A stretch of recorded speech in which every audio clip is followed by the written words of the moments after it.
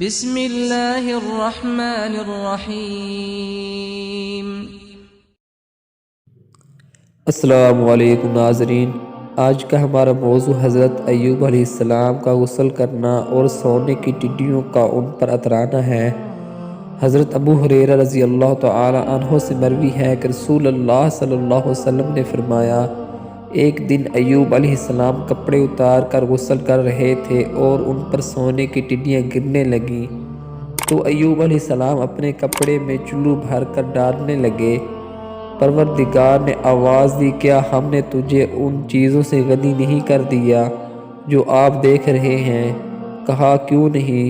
تیری عزت کی قسم، لیکن تیری برکت میں مستغنی نہیں ہو سکتا، یعنی تیرے فضل اور برکت کا آدمی ہر وقت محتاج نہیں ہو سکتا۔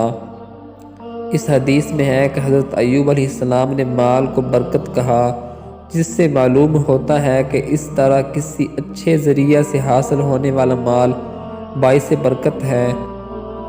تو حضرت ایوب علیہ السلام کے متعلق اللہ پاک نے ارشاد فرمایا، ایوب علیہ السلام کی اس حالت کو یاد کرو جب اس نے اپنے پروردگار کو پکارا کہ مجھے یہ بیماری لگ گئی ہے اور تو رحم کرنے والوں سے سب سے زیادہ رحم کرنے والا ہے۔ تو ہم نے اس کی سب سن لی اور جو دکھ انہیں تھا اسے دور کر دیا اور اس سے اہل و عیال عطا فرمائے، بلکہ ان کے ساتھ ویسے ہی اور اپنی خاص مہربانی سے، تاکہ سچے بندوں کے لیے نصیحت کا سبب ہو۔ ناظرین، جن بیماریوں اور آزمائشوں میں اللہ تعالیٰ نے انہیں مبتلا کر رکھا تھا، اس کی تفصیل تو کچھ مستند ذریعے سے نہیں ملتی، البتہ اتنا ضرور ہے کہ قرآن کے ظاہری سیاق سے پتہ چلتا ہے کہ اللہ تعالیٰ نے انہیں مال و دولت، اولاد اور صحت تندرستی سے نوازا ہوا تھا، لیکن پھر اللہ تعالیٰ نے ان سے سب کچھ چھین لیا۔